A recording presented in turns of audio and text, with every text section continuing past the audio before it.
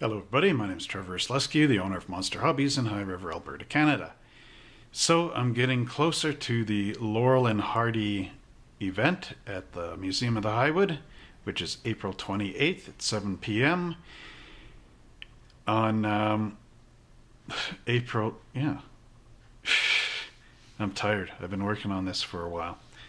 So I'm going to just go down and show you guys how my progress is on the Laurel and Hardy Model T. And here's Stan and Laurel. Hold on. In the Big Business Model T with the trees in the back.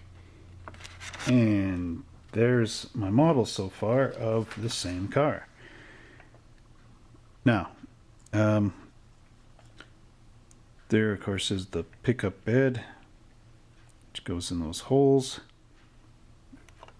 and the body will go on there. Now, one thing that happened that I wish didn't happen, if you look on this side, the paint job is really good. On this side, I don't know if you can see this. Yeah, how would you see it?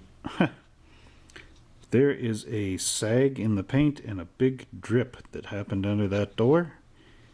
And there's nothing I can do about this right now because I'm running out of time for the show. Like, today is Thursday the 27th.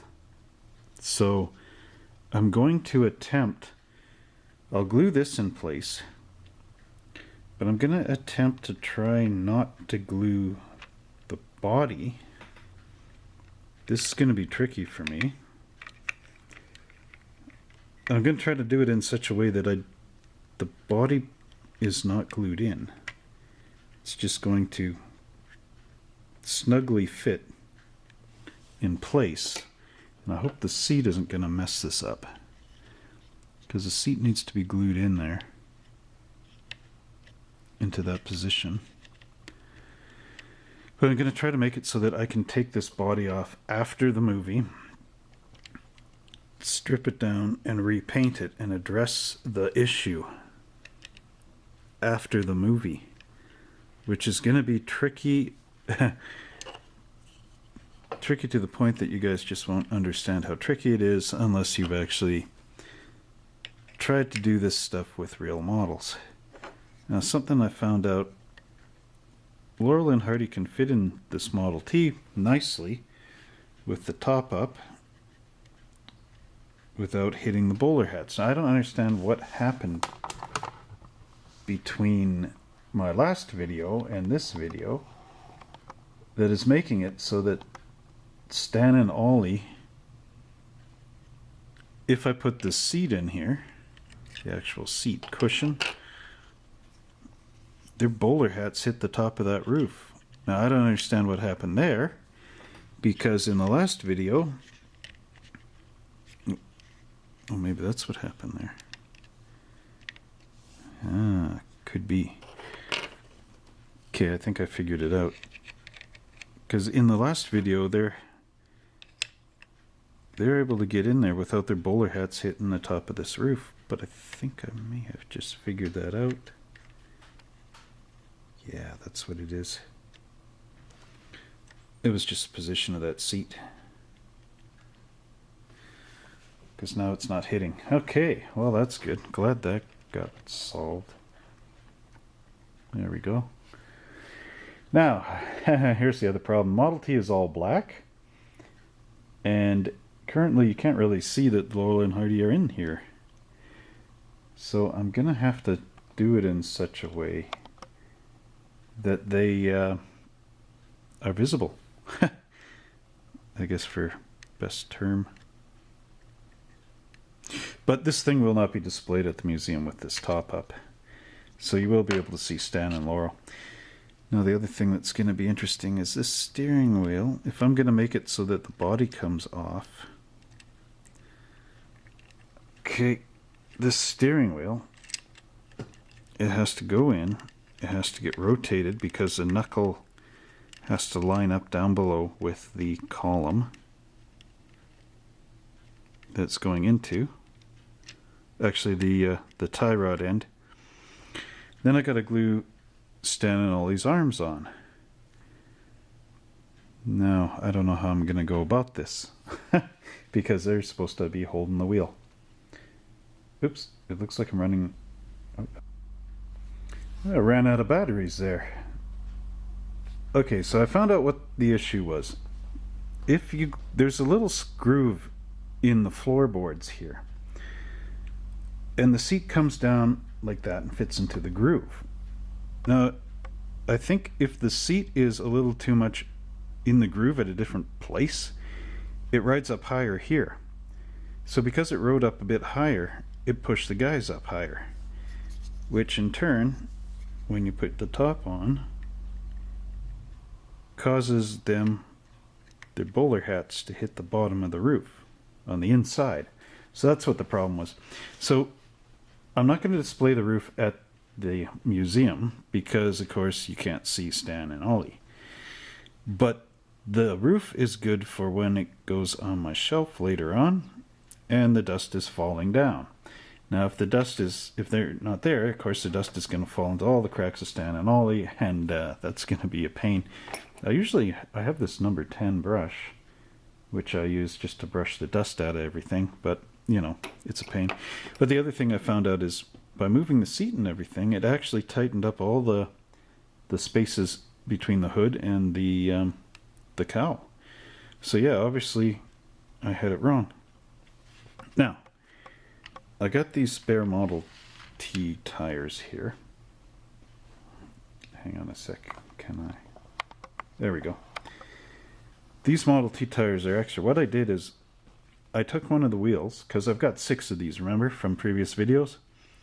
Actually, I got more like 10 or 11 Model Ts. So what I did is I took one of the wheels, and these are all in metal axles that go straight through. So I crazy glued one of the wheels to the metal axles, and I stuck the metal axle in my drill press, and I put the tire onto the rim, and then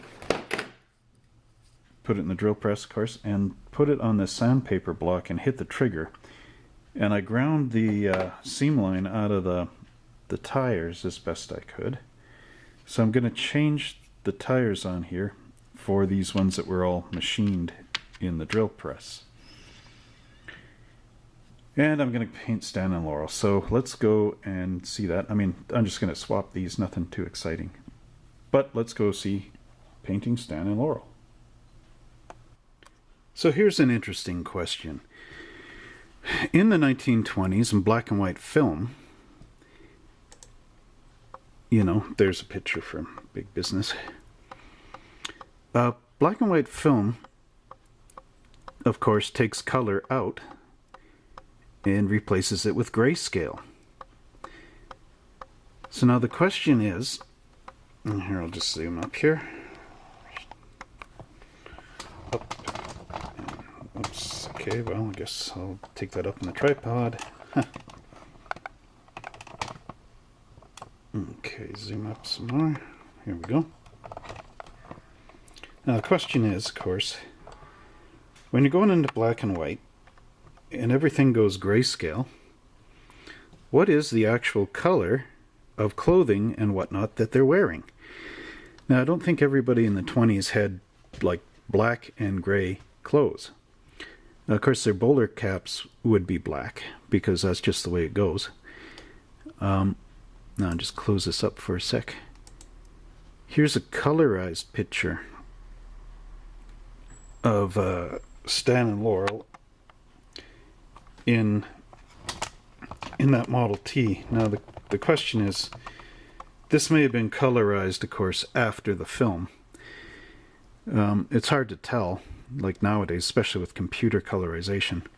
But one thing is that Ford would never have had a blue Model T. Now, the fenders are black, but they wouldn't have painted like blue and things like this inside there on that era of Model T. So the colorization is not quite right. Although, you know, the tree is green. Stan is probably wearing a brown thing. Laurel's tie, now because it's grayscale, it could be blue like they've done. It could be black. It could be red. You know, there's so many different combinations, and it's really hard to know like what they'd be wearing.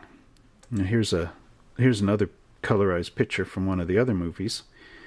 They get a flat tire and they got to change it. But you see the spokes here are kind of purple looking. And on a Model T they'd be black, of course. Maybe on this film of a film it doesn't look like so bad. But like there's all these things. You know, on that grayscale, okay, they got him with a purple tie here. But on that grayscale, he could be wearing green. See, it's pretty strange to try to think about it, because nobody took a color picture of them back then. They used the black and white film because it was less expensive. Okay, so this is where you got to do a little extra research. If you go clothing of the 1920s,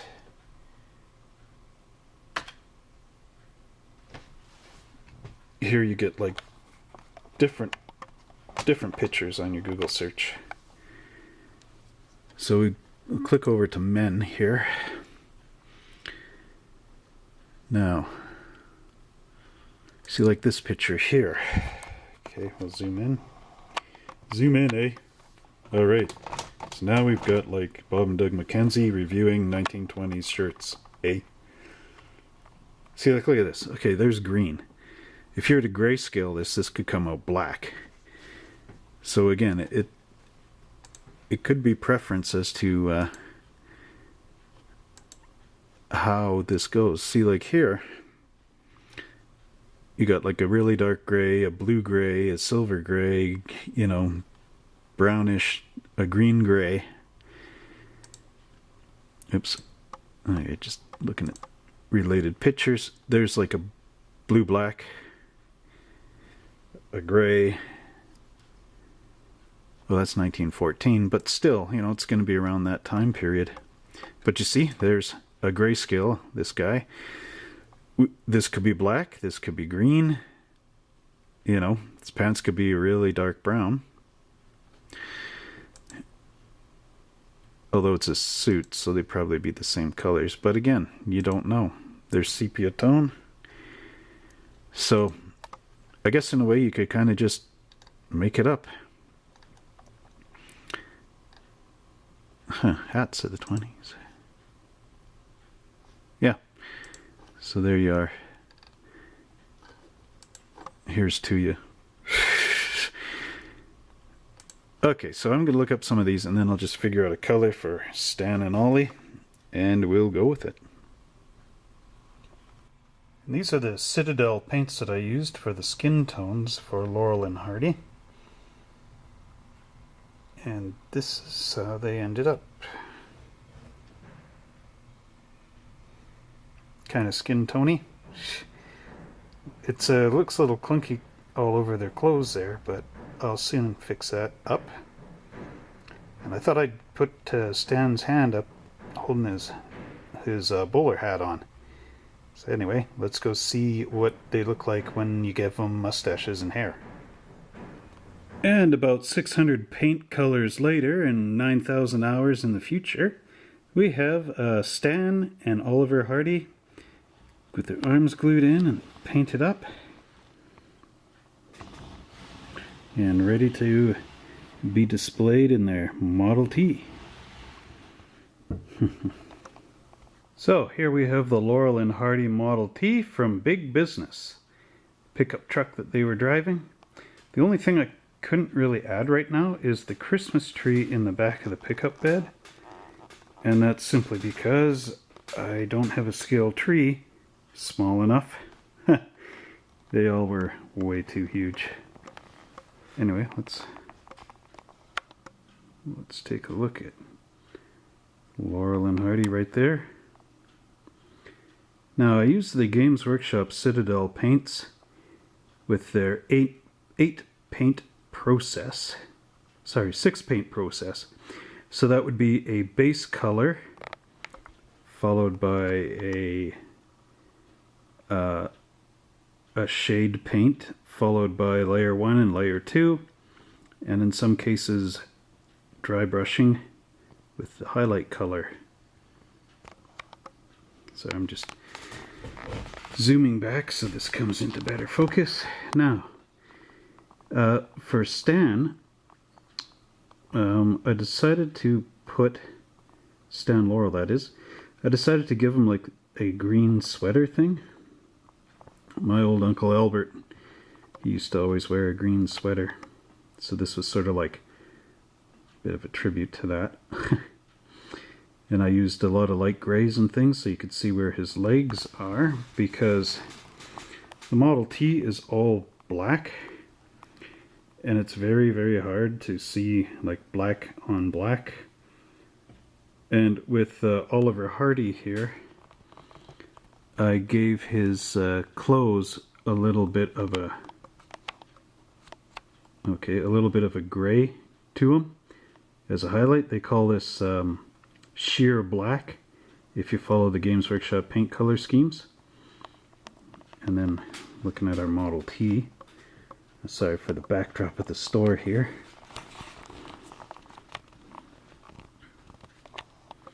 Okay, try to get this in focus here. Now, there we go. The Model T. Oh, I got an idea. There we go. Ground level. Well, a little bit ground unlevel. I got the tripod skid pad on here. Okay.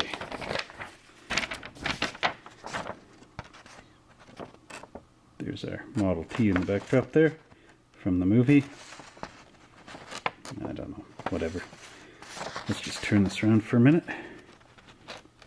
Okay, now with the Model T, when you glue your headlights in, you're going to have to maneuver them because there's lines in the headlight that are etched in on the plastic. There we go.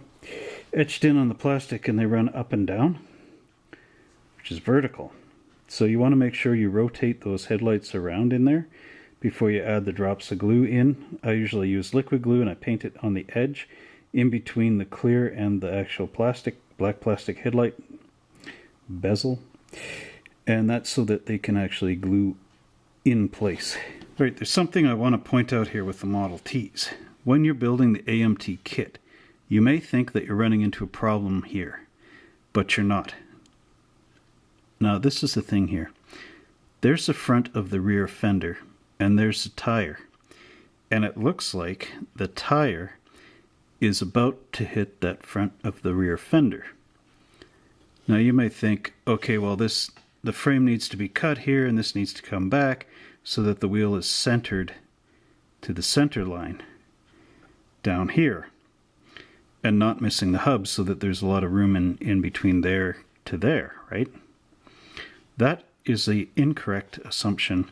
If you look at a side view picture of a real Model T from the 20s, even going all the way back to the first Model T in 1908, even some of the Model N runabouts and the Model K and those ones that were, you know, pre-1906 from Ford, they all do the same thing.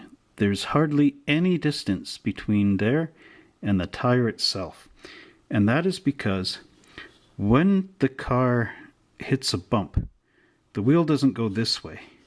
It goes up and down, straight up and down. Therefore, this here wouldn't matter, because when the wheel goes straight up, it actually moves out of the way of that fender arrangement. So when you're building your AMT Model T kit and you run into this situation, you are correct. It is supposed to be like that. Now the other thing is the height here looks incredibly tall. Again, if you look at a Model T from 1924, that is the correct height. Because remember, these cars actually do sit up this high because they were designed for going over rough roads that we don't experience. All our roads these days are paved and everything. And that really came in the 30s more than anything. But in the early days, all the way up to the 30s, there was a lot of clearance for those bad roads, so that if you hit a bump, you wouldn't bog your car into it. And I know I've seen a documentary in Australia, Model Ts. Farmers in Australia actually really love them because there's a road in Australia that's still a dirt road, going into our generation, that when they get the rainy seasons, just turns into gigantic mud for miles. Now, the reason why the Model T was so popular was because the wheelbase from like there going back to the other wheel this way, right? The width of the car was the same identical width as the horses and carriages. So the horses and carriages would go down that muddy road, and they would carve the wheels in. The wooden heavy wheels of the buggies would carve into the mud.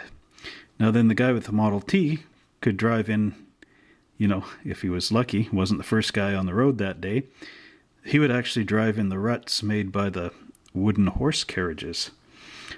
And he would be able to go right down those ruts in his Model T, and of course the mud would be like there, right? The top of the pen, or the top of the paintbrush here. So the guy's Model T would be able to run down that dirt road that was mud. Now the other cars like the Buicks and the Duesenbergs and, well, maybe not Duesenbergs, but the Buicks and Dodges and that, they would actually have one side up, the other side in the rut, because they were a little wider than the Model Ts. So that's a little bit of trivia I saw. And now the interesting part here, next interesting part, because this is all interesting, if you like this. There is our roof, and we are able to put it on, although this is just all loose, right?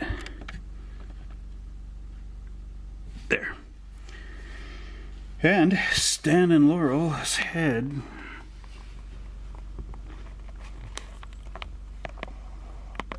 let's get this in focus. Their bowler hats clear the top of that roof.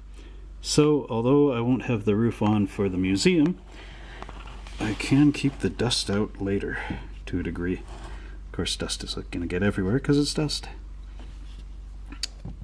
And dare I do it? Come on. There's our engine. Doo-doo-doo, with white spark plugs. Any color you like as long as it's black. That was only in these years. Early Model Ts are color, and 26 and 27 have color, but 25 all black. Oh, and one more thing to note. The actual steering wheel does not have brass in it, although I painted that copper. That's the steering wheel I had on my old Model T, which I've just transferred into this one. I might leave that actually brass for this just because it stands out. But then again, I could paint it black and only Laurel and Hardy would stand out. Okay, so we will see you at the Museum of the Highwood on April 28th at 7 o'clock p.m. for some Laurel, and actually Hardy and Laurel since they're not together. And yeah, should be good. So we'll see you there.